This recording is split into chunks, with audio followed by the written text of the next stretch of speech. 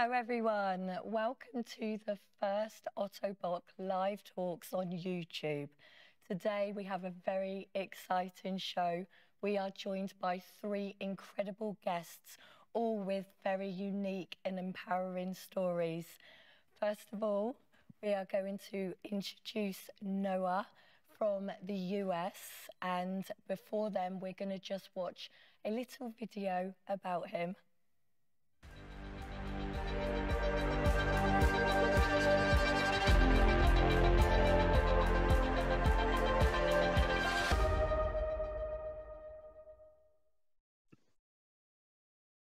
Hello, Noah.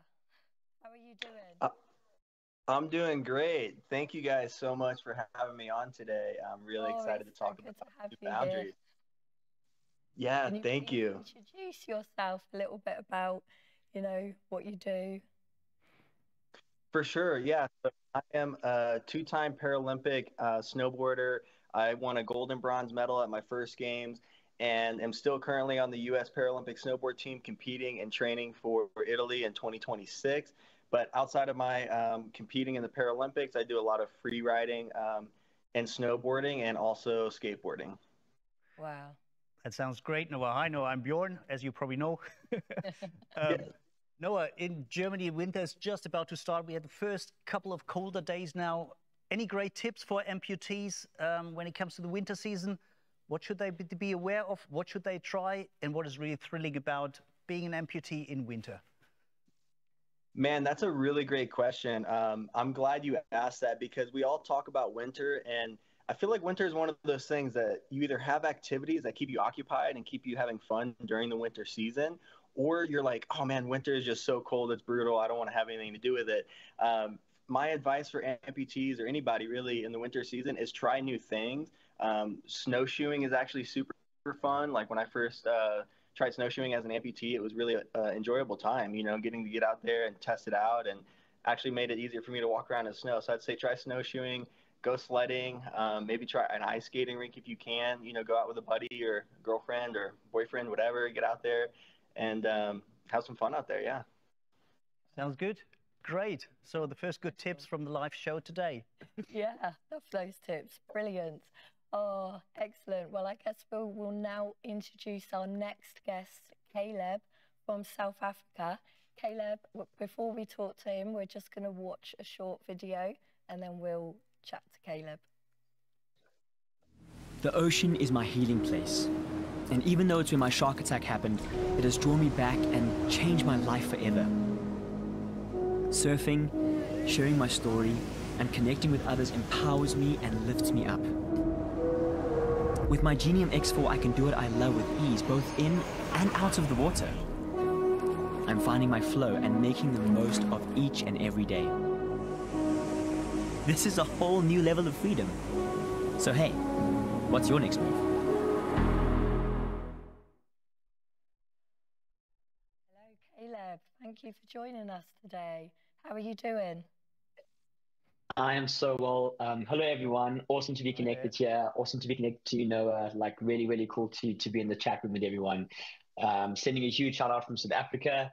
For those that don't know me, my name is Caleb Swanepoel. I am a South African surfing champion, and I'm a para-athlete, actor, all-round human being who just loves human connection and getting out there and challenging myself. So very, very stoked to be here and very, very grateful. Thank you. Incredible. When did you get into surfing, Caleb? So it's an interesting story, actually. Everyone thinks, if you survived a shark attack, you must have been a surfer before. I actually lost my leg body surfing, so just free swimming in the ocean. So I learned to surf after I lost my leg, which is kind of strange. Why go back to the space that took so much away from you? But it's a strange thing. The ocean kind of called me back, and I learned to surf, and I've had some wonderful people that have helped me along my journey, and a huge shout out to them. And I suppose I experienced a whole new level of freedom getting back into the water, and it's been a healing journey as well. Finding surfing, finding the ocean again, and finding people as well that are connected to that space. I think Noah will probably also resonate with this. There's beautiful communities out there that can support you and that can really encourage you. And the surfing community has been really unbelievable and just helping with my journey. Yeah, that's the great thing about our amputee community, isn't it? We're all very supportive of each other and we all learn from each other as well, which is great. Oh, thank you. Before we talk to you anymore, let's watch the trailer for New Boundaries and then we will meet Marian. Awesome.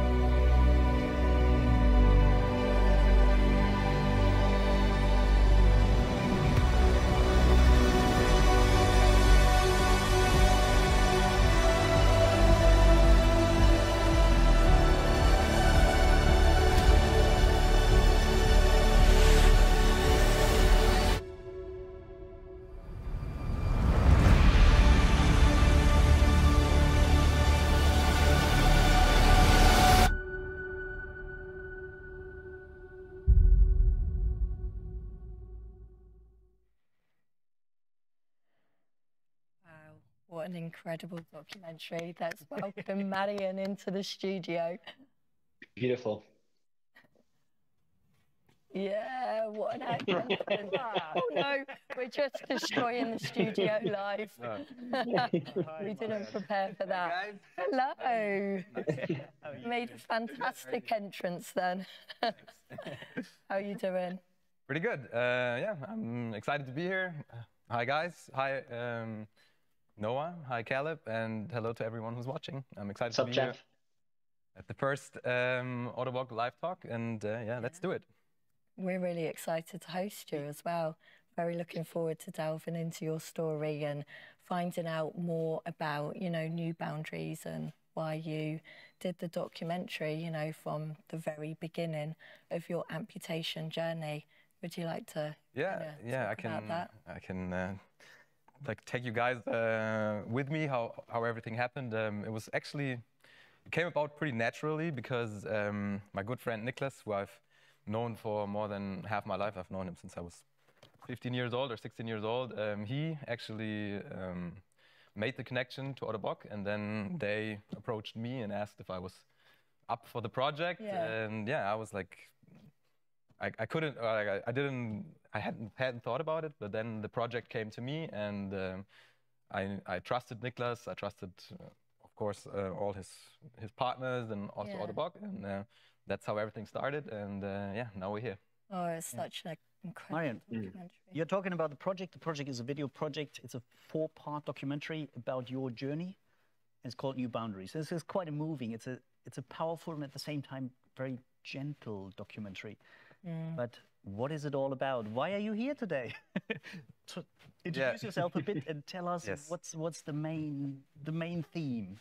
So yeah, for those of you who don't know who I am Marian. I'm 34 years old. I'm from Munich, and about 2.5 years ago, I had a pretty bad avalanche accident, and I got severely injured, and like due to the injuries, my right leg had to be amputated. So a whole different chapter of my life started in that moment, pretty much, and I got the chance to work together with Ottobock, and We Make Them Wonder to take y'all on the journey, how it is, like how it feels to lose a leg and to make a return and to like fight back and take control of your own life again. Yeah, it was an incredible journey to follow. I think all as amputees, we all have our unique stories, but the feelings and emotions that we all share around our amputee journey, you know, rehabilitation, self-acceptance, they're all very similar. So we can kind of sort of connect, and I really connected to watching you on New Boundaries for some of the experiences that I've been in my life, and I think a lot of people within our community will have the same feelings. Yeah, I mean, I hope that maybe I can show some people who are going through the same stuff, or not the same, probably who's in the same situation, who has to like totally like reorganize, start a new life almost, and to give those people maybe not a plan or anything, but maybe some inspiration, some ideas, some motivation to keep aspiring, to try new things, and to stay positive. Exactly. That's like the thing that I would be most proud of if I would be that for someone. Yeah. Can I take you, and by you I not just mean Marian, I mean all of us. I mean, we're all affected by limb loss, limb differences, and some of it very unexpected. You go out into the mountains, think you have an amazing day, and basically you wake up and don't know if you're going to be surviving. And then we have others like Caleb, similar, but we have people who kind of went through a longer journey, osteosarcoma, cancer survivors, people where it's more planned. But I'm wondering, despite the journeys having similarities and having differences, for all of us, for all of you, what were the things where you said, while I'm in these dark places, the uncertainty, what were, who or what helped to say, no, there is a new life, there's a positivity there is something to live forward. And I think it would be nice to hear kind of what keeps you going, what gives you strength, and also what makes you special, where you say, no, I'm going to be a different person, but it's going to be cool. So, okay, I'm gonna jump in real quick. For me, it was just like getting back to the things that I loved the most, which was skiing, skateboarding, and being active. That was it. That was the main goal. Did you always know very early on, right, okay, I've been through this traumatic event, having an amputation, but I am going to get back out there? Did you know? I mean, of course, you have doubts, certainly, but even though I had doubts, I knew for myself that one way or another I will be able to be back doing the things that I love the most. And you got help from Noah, didn't you? He came to visit in episode 4 in Barcelona, and you went skateboarding together. How did you find that, Noah? I found it truly amazing, not only because myself being a skateboarder before I lost my leg to cancer, I really related to Marian just because he's an amputee. He was so fresh. He also was a skateboarder, and he was looking to chase his goals. You know, he was looking to find out what his new life looked like, the second chance at life, which is why I think it was so impactful for me, but also why New Boundaries is such a global importance, really. Like, I'm sitting here in Colorado in the United States, you know, we got Caleb in South Africa. You guys are, I'm assuming, in Germany somewhere, Munich. It's so important because it's taking people along the journey, like Marian said, of, you know, becoming an amputee and finding their new footing in life as an amputee. And it's so important to have that because disability looks different for, you know, everyone wherever they are in the world, but also it's the same exact experience. So it's like one of those things that is so powerful and amazing to be a part of. So I'm stoked to be here and to connect with everyone. Yeah. And how just to echo Noah there. Just to add to what Noah's saying there, and also Marian, I think one of the things I think we're quite lucky with is that you know, we were quite healthy when these accidents happened. I'm speaking for myself and Marian. I don't know about you, Noah, where you were when you lost your leg, but you know, having a strong, healthy body really helped me. And from watching New Boundaries, just seeing that, I think that determination from Marian, getting back on 2 legs, excuse the pun.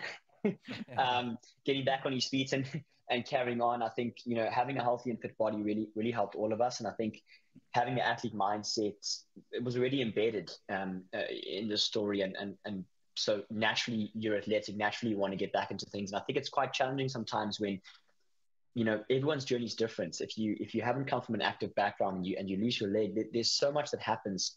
There's so much that's happening to you. And I think, you know, in the title, the word "new" is you know, every day sometimes as an amputee feels like it's happening for the first time. So, you know, Marian, there's in one of the episodes, and I don't want to give away spoilers because go watch the film. But there's a moment where you kind of go back to the very beginning where you can't wear your leg for several months because you need to have operations. And I've experienced around about 3 months off my prosthetic before, and just how that changes your whole lifestyle, how it changes everything, and you kind of go back to square one.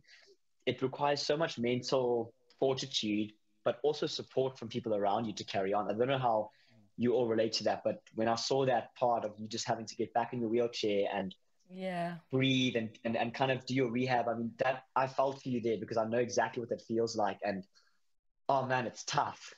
It's so tough. Yeah, it is very tough. Can I just quickly come? Yeah. Can I sorry, jump in? Because there's a question. There's a question coming in. There's a question. Oh, you okay? All right. So and it's addressed to me, so I jump in there real quick. The question is, I would love to start skateboarding. Okay, that's not the question, but now the question comes. Are there any camps or coaches for amputees? I don't know. As far as I learned so far, there's no such thing. But maybe Noah, what do you think? Would that be an idea? Is this for skateboarding that they're asking? Yeah, skateboarding. Yeah, I mean, there's, so there's the running clinic, there's the skiing clinic and all that. So maybe we should start a skateboarding clinic too, huh? We absolutely should. And there have been a few that I'm aware of, especially in the United States. Adaptive action sports, they've done quite a bit with adaptive skating from early on. So they do some cool stuff, but yeah, we definitely got to get our own thing going and get out there because the more. It's pretty interesting that you say that, the American Adaptive or the American Skateboard Association, because I actually approached the German Skateboarding Association and they told me, no, we're not doing it. We're only doing like the wheelchair MX thing, but we're not doing adaptive skateboarding. Oh, that was pretty disappointing, actually. I don't know why, but yeah, maybe that's also. Pretty much my and I hear you all want to take up something as well, so you can bring Caleb into it. I'm a strong advocate of having an idea and doing it, and especially if I mean, just for the international audience, compared to the US and also compared to the UK, Germany is still in the very early stages of regularly offering things, sports activities which are a bit outside of the mainstream. So the running clinics are a bit more regular now. But if it's for climbing, whitewater kayaking, and other sports, I think we're still at the very beginning. We can learn a lot from the English-speaking communities. And I think it would be great to use these personal relationships and really have an idea and just offer something for a weekend somewhere. We're doing this with climbing sometime early next year, but also with skateboarding. I think it would be great. Yeah. As we're looking at some of the first questions coming in from the audiences, also encouraging others to put your questions in the chat somewhere. We get them live here. And linking to what we said earlier about this, what gives us power. Here's a big question from someone who says, how is it for you guys and girls here accepting the new you? So not just what we can do, but also, I mean, it's about a new body. It's about a new feeling of ourselves, our identity. What helps with accepting? And again, there are different stories, but probably there are also some personal experience we can share which might help people who are struggling with acceptance of limb loss, limb differences, body confidence.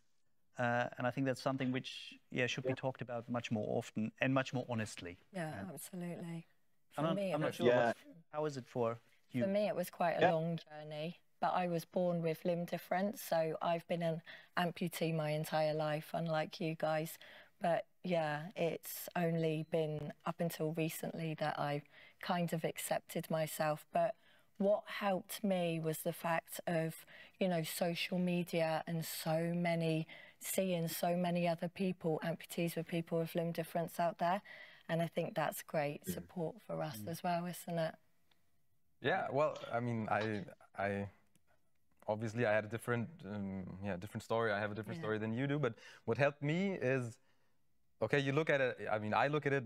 Okay, I lost my leg, but on the other hand, sometimes it helps me to look at what I won in that situation. I might have lost my leg, but also I won my life, and it's also like it's two sides of the same medal. You can always look at it from both angles, but that helped me accepting it. Did that help you move on? absolutely, easier. absolutely. Is that the same? Just for you to understand, I mean, the day the avalanche happened, I was flown into the hospital or airlifted into the hospital, and I think other than me, there were 7 or 8 other people. I think 8. 7 of them died. They were all in avalanches as well, so 7 of them died, and one was paralyzed from the neck downwards. So yeah, I mean, that helped me put my story into perspective, because everything could have gone a lot worse, and that helped me a lot accepting it. You're just really happy that you're here. How about you, Caleb? You had a similar story, didn't you?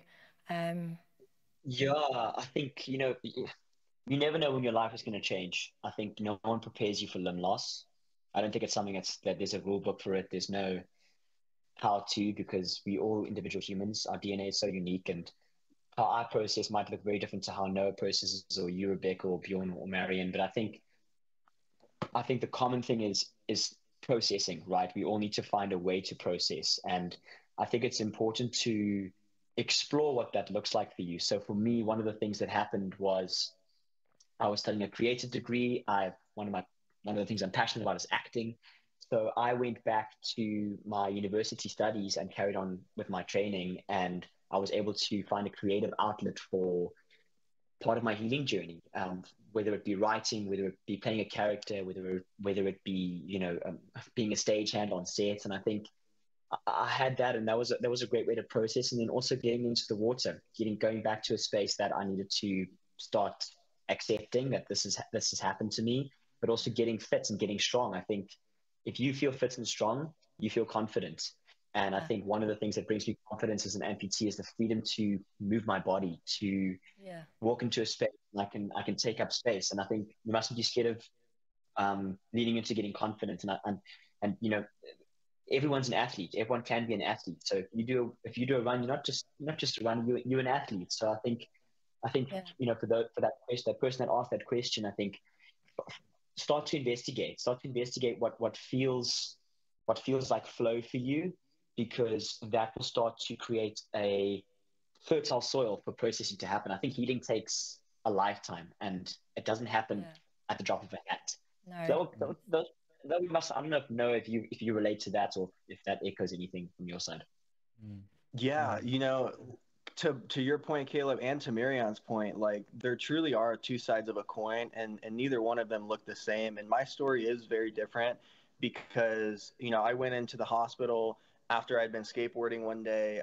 My leg had just been hurting. All of a sudden, when I was doing certain tricks on my skateboard, I was like, man, my knee really feels funny, and I want to go get it checked out. I thought I was going in for like an ACL or a meniscus tear in my knee.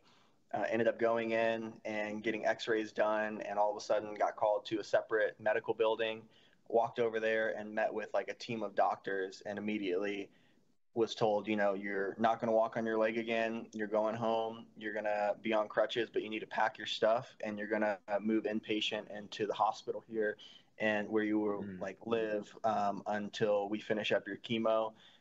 So I spent a little over a year in the hospital inpatient. I only went home 2 times out of that entire time, and just receiving chemotherapy. And it was the whole 9 yards. It truly was one of those things where it was like, my body in theory was supposed to be healthy. I was a really strong, fit 16-year-old boy who all of a sudden now had a bone-eating cancer in his knee.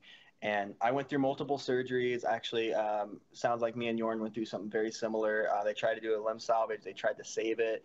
And during that time, it was like my body was not healthy, but my mind is what kept me strong. And those are the things that really helped me persevere and really like recreate myself. It almost became a recreating of the wheel, recreating of who Noah was, because humans associate, most of the time what we do with who we are.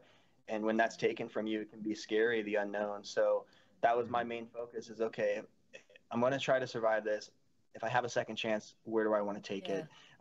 So when the surgery opportunity came up for amputation, it was a no-brainer for me. I was like, I needed to get another surgery anyway.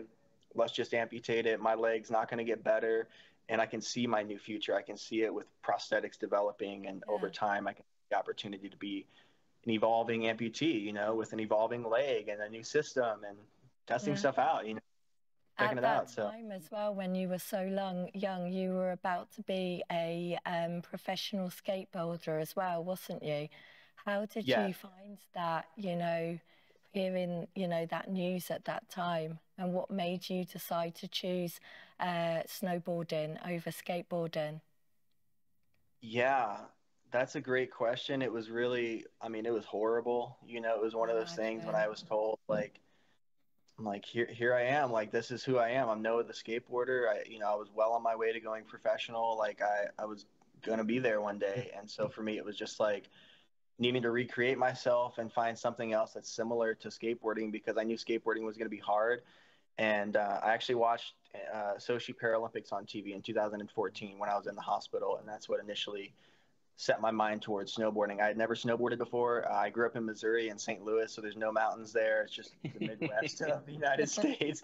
Um, but I had hope and I had dreams and I had goals, and I followed those to my heart's desire, and it ended up working out really well with picking up snowboarding and actually Yeah.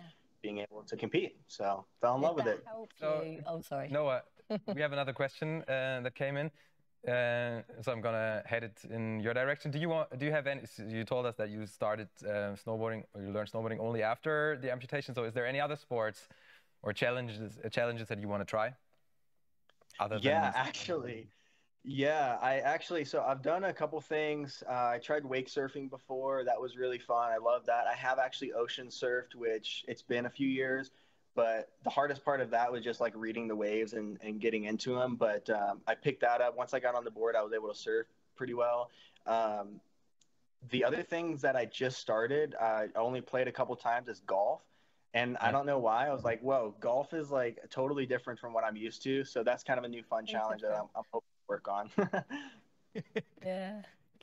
Yeah, it's like actually I went golfing for the first time, or no, for the second time after the amputation a couple of weeks ago, actually. Yeah, and it's a lot of fun. I totally agree. Yeah, that's something that I am probably gonna do It's in a the future sport as for well. your mind as well. Yeah. It's funny, in my stereotyping, it seems like there are people who are golf people and people who are more extra sport people. And I never had the idea that someone who is into climbing, skateboarding, and all these more adventurous, fast-paced sports would also be a golf type person. I think it's not a contradiction. I mean, I don't know why, but I've been interested in golf since I was like 10 or something. Yeah. So I played golf for the first time when I was 10. Yeah. And then I actually was in a golf club for maybe 3 years or something, and then I had to stop because I injured my shoulder so many times skiing, and that's why I paused golfing then, you know. But now my shoulder's fine again, and now I can sort of restart. Yeah. So. And how's your golf swing as an amputee? Well, it's totally different because I mean, the short game actually still works pretty good. I mean, I still have pretty good feel, I would say, and the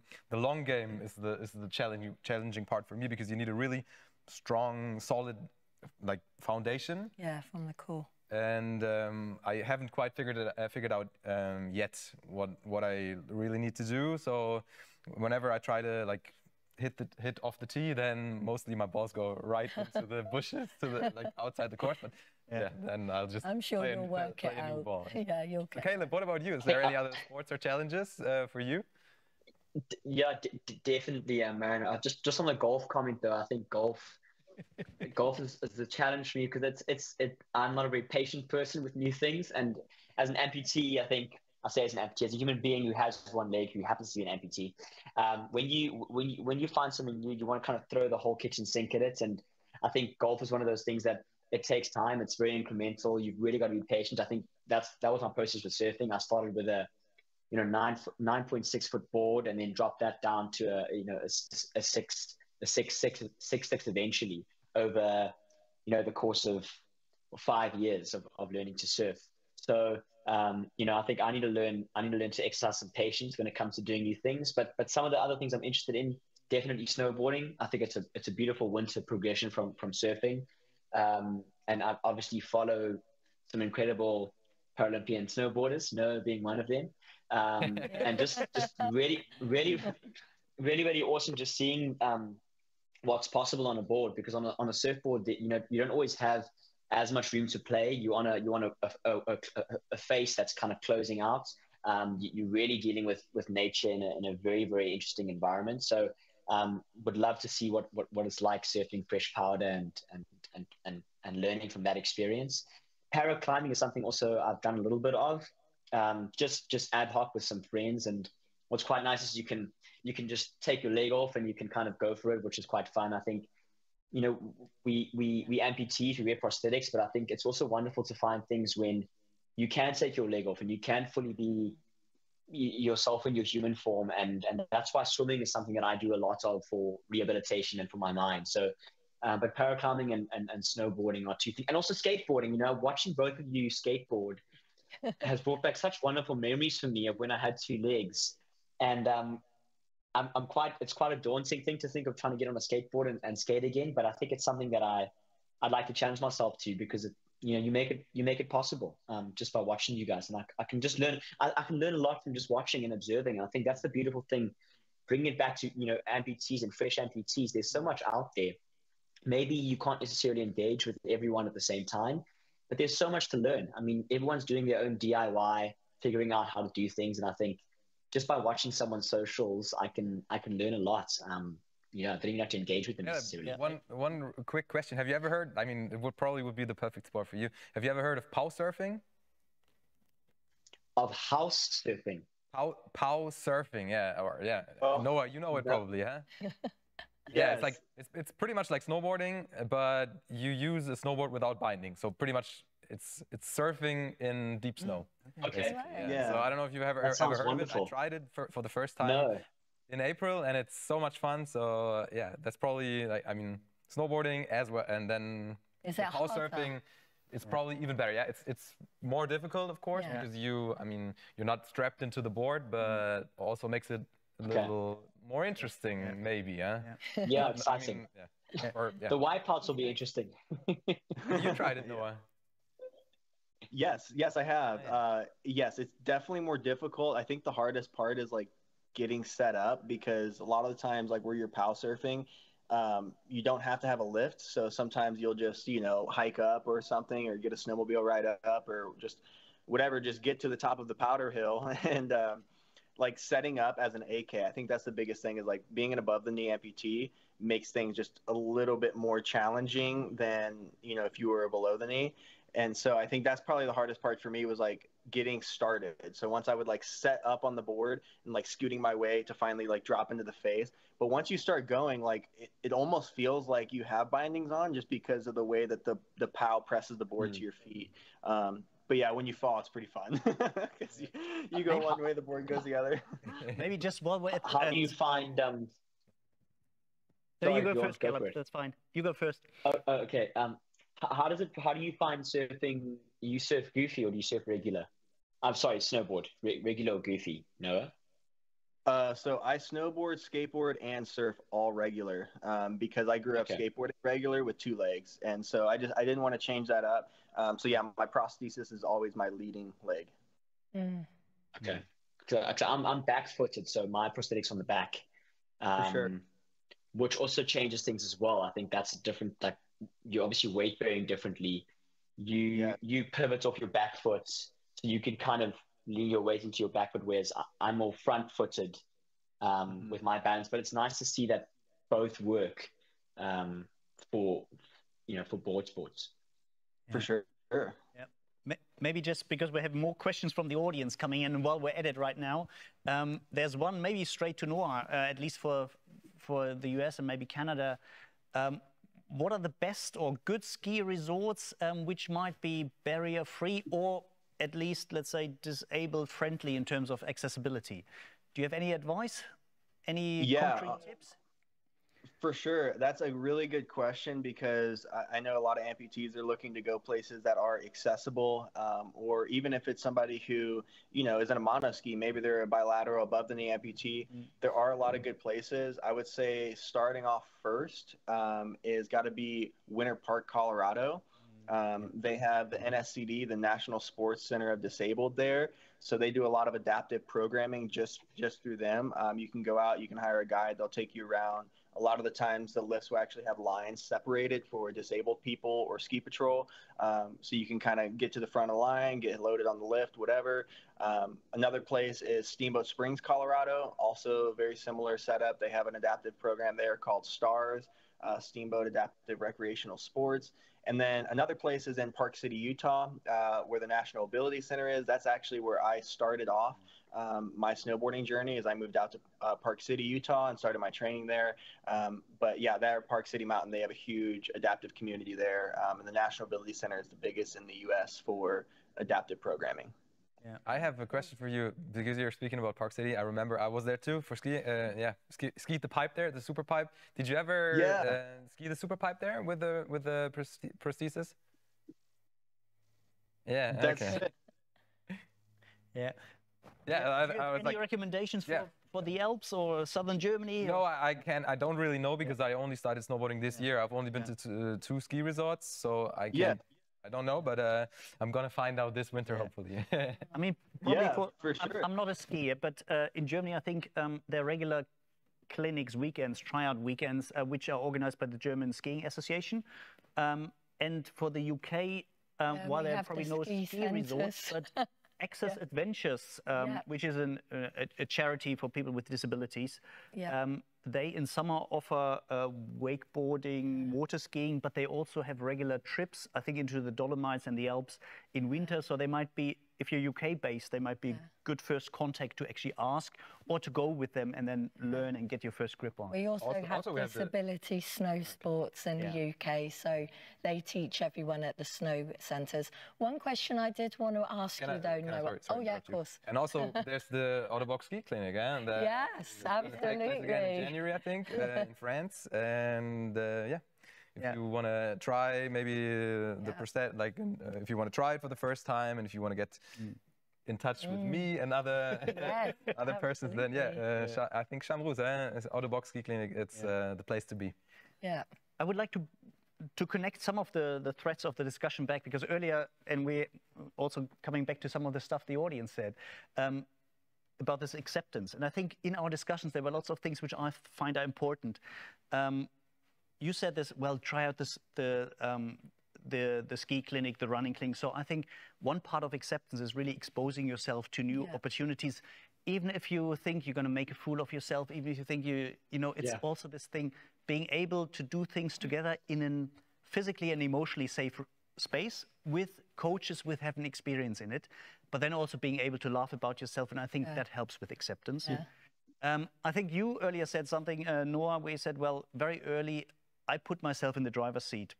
The doctors, the medical staff said, okay, keeping the leg is our first priority. And you said, well, let me think about using my body image. Where do I want to be 3, 5, 6 years down the line? And I think here also informing yourself and not being at the receiving end of other people's decisions. Obviously, listen to medical people and make the decisions together, or prosthetists or others, but be in the driver's seat yourself and take responsibility for your journey. Also because, I mean, most of the doctors, they don't really know how it feels. So that's also this reappearing pattern, everybody's telling you, oh, no, you shouldn't start snowboarding, you shouldn't do this, you shouldn't do that, it's too dangerous, you're going to hurt yourself. But in the end, you have to find out yourself. You have to decide yourself, and I mean, that's what I did. And, of course, you gotta be responsible. You gotta know, and you shouldn't do unnecessary risks. But I mean, you will never know if you don't go. Exactly, and it's always the stumbles and falls that make us so much stronger. And then we can adapt and overcome. So very important. I think what you say here, what's implied in that is also appreciating the small steps. I think you mentioned earlier social media as an encouragement, as a lookout into the window, a window into the world, saying, "Oh, I see possibilities, I see opportunities, I see my future life." Like me. But I think I also see a risk there, because very often we see the end product, we don't see the journey towards it. And I think we think, oh, now we've been twice snowboarding and we're still not a Paralympian. And I think here, yes, seeing that as an encouragement, but seeing, yes, obviously it's going to be a long, clumsy road towards it, but appreciating the small steps. That's so true. And I think if you combine that and if you can laugh about yourself, I think you're on a good way to accepting also body image. And what Caleb said earlier, this doing stuff also without your prosthesis. I have days, I have weeks, and I think I'm quite confident on my prosthesis when I think this is I feel disabled. And when I then actually go climbing, go swimming, do other stuff without a prosthesis, and think, oh, that's how it feels. And then I feel much more confident again about using it, even if it feels a bit stiff that day or loose or does pissing, farting sounds. And you think, oh, great. And I think that's really also allowing these moods. Don't force yourself into, oh, I have to be the always happy amputee. You don't. No, exactly. There's always going to be really tough times. Yeah, just to add to that, Björn, I think you just made such an important point there that just because you've lost your leg and you become an amputee, or you're in a wheelchair, or whatever your diagnosis is, it's not a roadmap to Paralympic success. You don't have to become this athlete that now is world renowned and everyone knows you, and oh, you're going to go to the Paralympics. Like, that shouldn't be the message that you listen to. It's exciting to compete. Is great. I think it's great to grow the awareness for sport, but I think you need to realize that you're still a human being. You know, you're on a journey. You don't have to become a Paralympian in order to be successful in your healing journey. I think be active, find new things, explore, but this pressure that sometimes people put on you to now be a superstar, and every single thing you do feels like a win because it's just all this new stuff that starts happening. Again, back to the title of New Boundaries.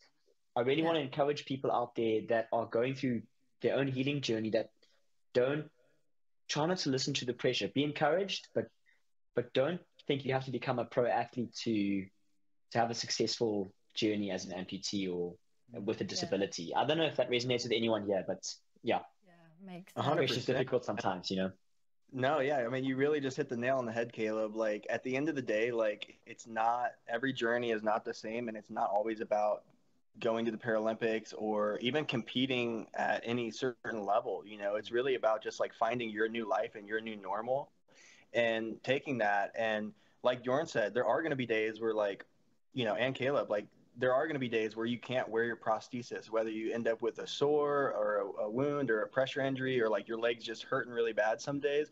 Like, it's important to get comfortable in your own skin and figure out other things that you can also do, and give yourself a break mentally and physically. So it's important, and everyone's journey is different. So just hopefully they can take our stories as inspiration, right, to continue on and try new things. And I looked like a fool when I went golfing, but I had fun, so it was good. It's all about taking baby steps, one step at a time.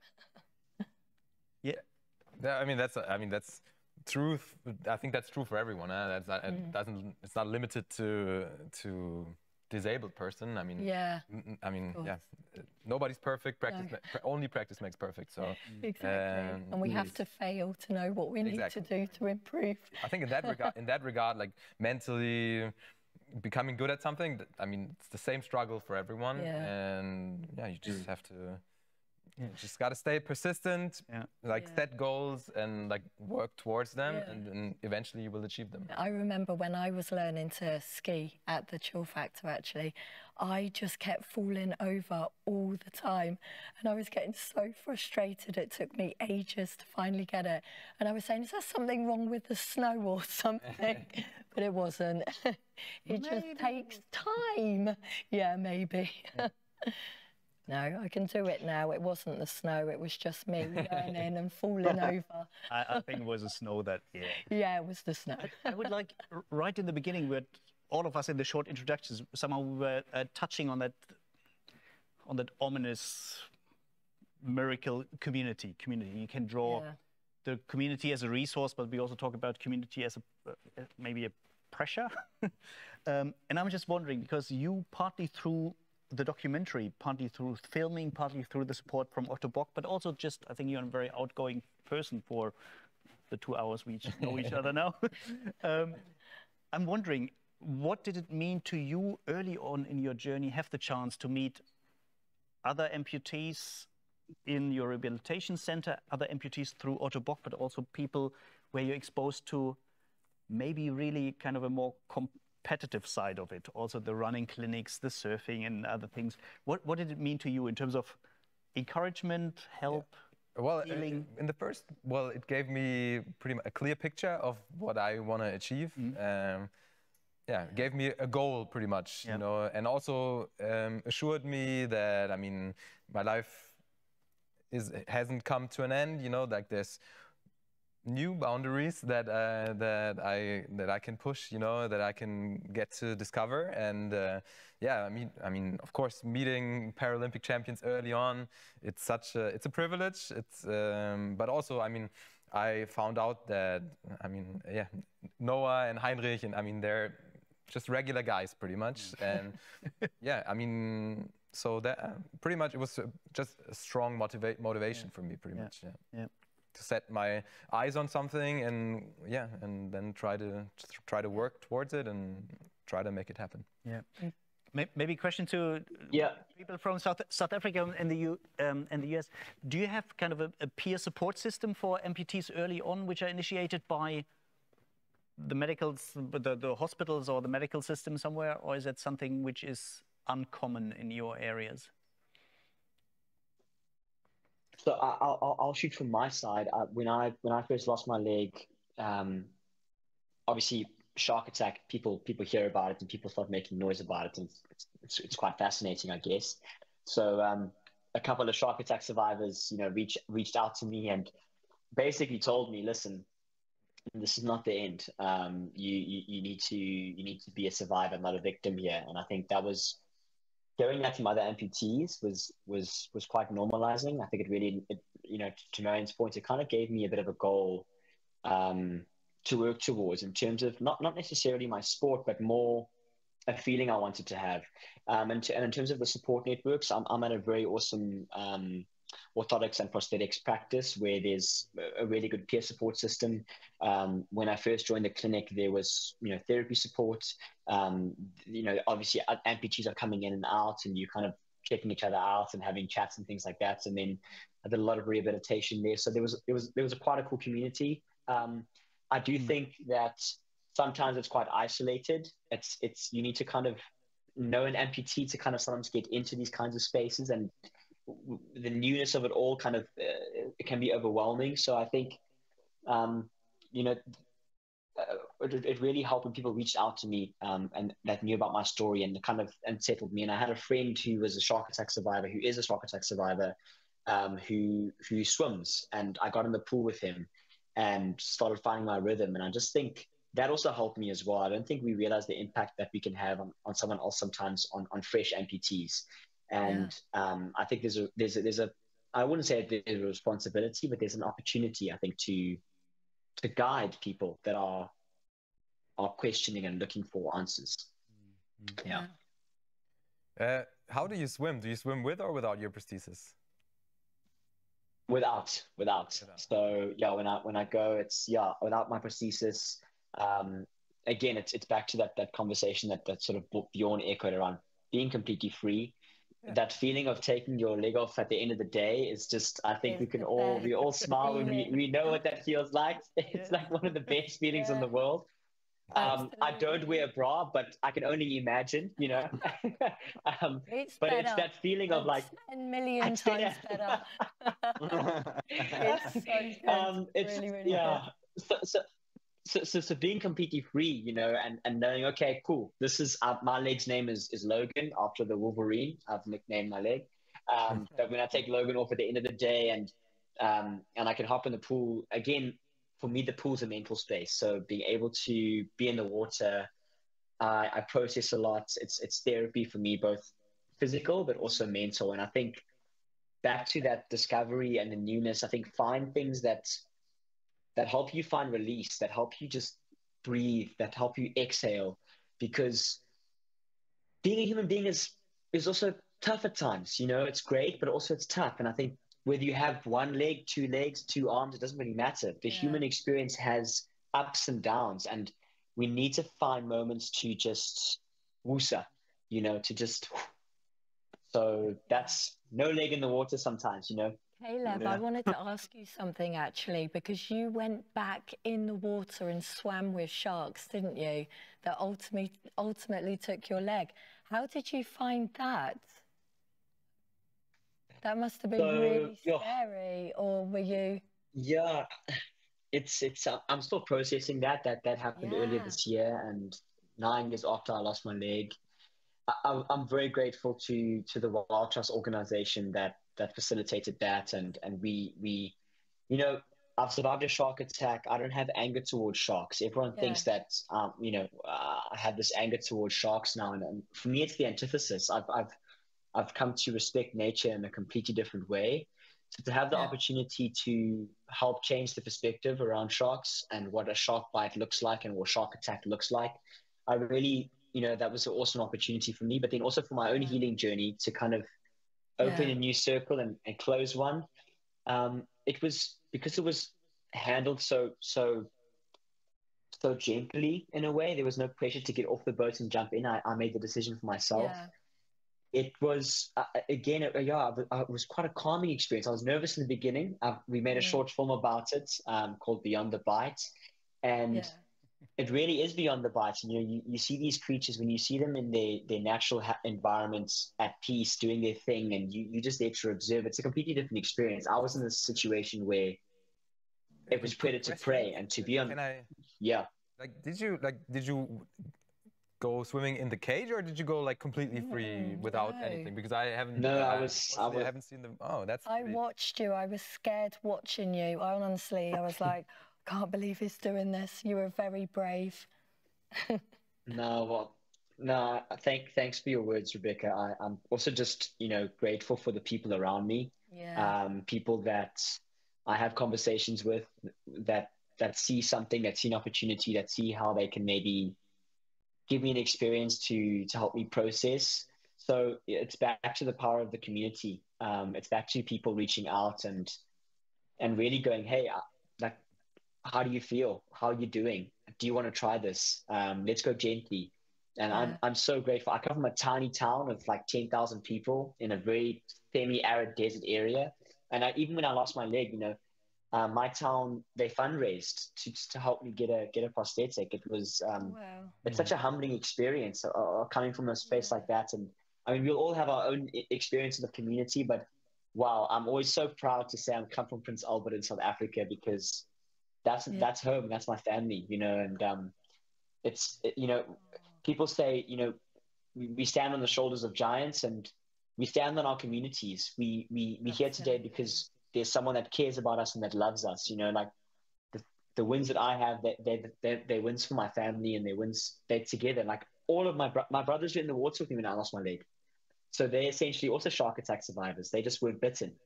So I bear the mantle of having lost a leg, but we've all gone through something. Our families, our communities go through this with us.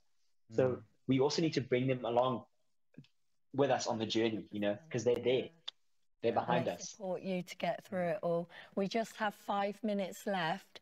I just wanted to ask you all a question before we close up. What does new boundaries mean to you all personally? Okay, so I guess I'll start. Yeah. Seeing as it's your talk. Well, you're in the hot seat. I guess it's a good question. Because I try not to set myself boundaries. But I mean, of course, there is like naturally there's physical boundaries, and I mean, they changed. They're in a different location now, maybe. And I want to like see where they are now. How far can I take it? And I'm excited to find out where my boundaries are. Excellent. And how about you, Noah? I really would say that it's an inspiring and important journey to be a part of. And that's what New Boundaries is showing us. It's actually walking you through, Marian's story and his life, and how the accident happened, what happened after the accident, how he was in the hospital, his recovery process, and kind of his new goals and where life will take him next. Only he knows, but it's cool to see a piece of that documented to share globally, help inspire other people, and actually help people understand amputees and disability a little bit better. Yeah. And what about your own personal new boundaries? What would you say new boundaries means to you personally? You know, personally, I'd say we all have these things in life that weigh on us, right? And things that will come and go in life that make life seem a lot harder than it might actually be. And so for me, the boundaries are truly a mental game. And so obviously there's certain things that you just cannot achieve in the world, but also there's a lot of things that you can. And I try to be very open-minded about my future goals and places that I want to see or go or do or try or create. And I think my new boundaries are limitless at this point because I do want to try everything. I want to work on my golf swing. I want to, you know, I would love to go get in the water with sharks one day. Would love to meet up with all you guys one day, make it happen in person. All those kind of things. So I think the boundaries are kind of limitless as far as I can see. Amazingly. And how about you, Caleb? So I've had time to think. Thanks for giving me all that insight, guys. So, you know, if I think of new boundaries, it's kind of similar to what Noah was saying and Marian as well around, you know, trying new things and challenging myself. But new boundaries for me, I would say it lies in curiosity. So to remain curious, not just for what it means to be an amputee, but what it means to be a human being, I think. Because so often we define ourselves as amputees when you have one leg. And I think new boundaries is about being curious about what it means to be human. Being considerate, okay, cool, I walk with a swagger, I have a bit of a limp. But what can I get curious about as a human being? How can I not limit myself as a human being in terms of not necessarily what's physically possible, but what I want to kind of get my hand stuck into, what I want to get curious about and what I want to explore. And that could be your personal career. That could be picking up a new hobby. That could be writing a play. That could be producing a film, learning to snowboard. So I think it's about being curious. And I think, you know, to be curious means, you know, you start to see every situation as an opportunity to learn. So I'm just keen to learn and keen to try new things. Yeah. Keep exploring. Yeah, I think that's at least that's how I keep exploring. Yeah. Rebecca, Rebecca, what does new boundaries mean to you? New boundaries means to me, so it's just life's challenges, isn't it? And always trying to overcome and put yourself forward. And it's the stumbles and falls that make us much stronger. And giving things a go. And not ever being defined, you know, or put down by, you know, having a disability or limitations, you know. So that's my new boundaries. How about you? Well, gotta make it quicker. For me, we've got to wrap it up. I like immersing myself in longer activities, adventures outdoors, and being open for, like, having the time with myself and with nature, but also being open to meeting people and just allowing things to happen. And I think that's the beauty. Yeah. And with that, I think we have only about a minute and a half left. We should probably slowly start closing down. It was a real pleasure meeting some of you for the first time, meeting some of you at least first time in a live event, but having followed you on Instagram and having gotten to know you through Ottobock. But I probably hand over to Rebecca. She opened this beautiful 1 hour live session. And I think you should also. I think you said it beautifully. No, you say it more beautifully. You guys, thank you so much for joining us. And thank you for our audience for sending in your questions and joining us too. And we would love you to stay tuned because we have some fantastic footage, outro footage that we want to see you. Thanks again, everyone, for joining us, and catch up with you soon. Thank you very much. Thanks, everyone. What a privilege. Thank you.